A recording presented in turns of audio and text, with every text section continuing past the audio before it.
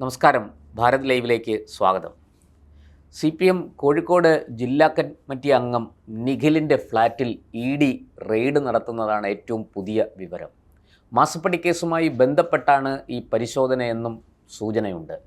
കോഴിക്കോട് അടക്കം 8 ഇടങ്ങളിൽ EDയുടെ പരിശോധന തുടരുകയാണ്. മുഹമ്മദ് റിയാസ് MLAയുടെ അടുത്ത സുഹൃത്ത് നന്ദുലാലിൻ്റെ അപ്പാർട്ട്മെൻറ്റിലും ED റെയ്ഡ് നടത്തുന്നു. ഇത് 3-ാം തവണയാണ് ED വ്യാപക പരിശോധന കേരളത്തിൽ നടത്തുന്നത്. ഈ കേസുമായി ബന്ധപ്പെട്ട് ED അസിസ്റ്റന്റ് ഡയറക്ടറുടെ നേതൃത്വത്തിലുള്ള 4-അംഗ സംഘമാണ് കോഴിക്കോട് ഈ പരിശോധന നടത്തിക്കൊണ്ടിരിക്കുന്നത്. മാസപ്പടി കേസിലെ അന്വേഷണം മുഹമ്മദ് റിയാസിൻ്റെ സുഹൃത്തുക്കളിലേക്കും വ്യാപിപ്പിക്കുകയാണ് ED. DTPC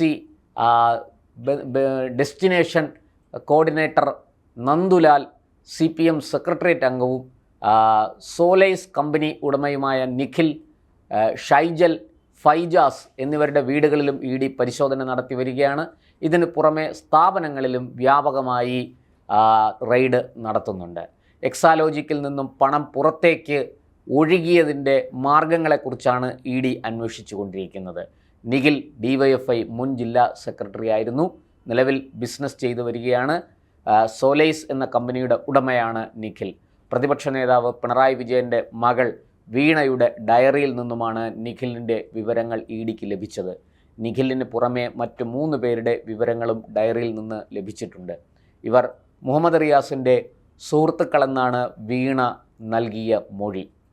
ഈ വിവരങ്ങളുടെ അടിസ്ഥാനത്തിലാണ് അവരുടെ വീടുകളിൽ ED പരിശോധന നടത്തുന്നത്. നിഖിലിൻ്റെ ഫറോക്കിലുള്ള കരുവൻ തുരുത്തിലെ തറവാട് വീട്ടിലും ED പരിശോധന നടത്തി. എന്തായാലും ഈ മാസപ്പടി കേസിൽ ED അന്വേഷണം നിലച്ചോ എന്നൊരു ചോദ്യം പല കോണുകളിൽ നിന്നും ഉയർന്നിരുന്നു. കാരണം 2 തവണ വീണയെ ചോദ്യം ചെയ്തതിന് ശേഷം പിന്നീട് കേസിൽ അനക്കമൊന്നും ഇല്ലായിരുന്നു. എന്തായാലും ED ഇപ്പോൾ ഈ കേസിൽ സജീവമായി തന്നെ തുടരന്വേഷണം നടത്തി മുന്നോട്ട് പോവുകയാണ് എന്ന കൃത്യമായ ഒരു തിരിച്ചറിവ് അല്ലെങ്കിൽ ഒരു ധാരണ നമുക്ക് ഉണ്ടായിരിക്കുന്നു. കാരണം വളരെ അപ്രതീക്ഷിതമായിട്ടാണ് EDയുടെ ഈ റെയ്ഡ് ഈ കോഴിക്കോട് ജില്ലയിലെ ഈ പറഞ്ഞ 4 പേരുടെ വീടുകളിലും സ്ഥാപനങ്ങളിലും ഒക്കെ ED എത്തിയത്. വളരെ ആകസ്മികമാണ്, അപ്രതീക്ഷിതമാണ്. എന്തായാലും മാസപ്പടി കേസ് അങ്ങനെ തണുത്തു പോകില്ല, അത് ഇടയ്ക്ക് വച്ച് സ്തംഭിക്കില്ല. അതിൻ്റെ അന്വേഷണം കൃത്യമായി മുന്നോട്ട് പോകും. പക്ഷേ EDയുടെ ശൈലി ഇതാണ്. ED ഈ തുടരന്വേഷണം നടത്തിക്കൊണ്ടിരിക്കുമ്പോൾ പെട്ടെന്ന് നടപടികൾ സ്വീകരിക്കില്ല. വളരെ സാവധാനം തെളിവുകളെല്ലാം ശേഖരിച്ച് വളരെ കൃത്യമായി പൂട്ടേണ്ടവരെ പൂട്ടേണ്ട രീതിയിൽ പൂട്ടിക്കൊണ്ടായിരിക്കും ED അന്വേഷണം മുന്നോട്ട് പോവുക. എന്തായാലും 2 തവണ വീണയെ ചോദ്യം ചെയ്തു, 2 അല്ല 3 തവണ ചോദ്യം ചെയ്തു എന്നൊരു അനൗദ്യോഗിക വിവരമുണ്ട്.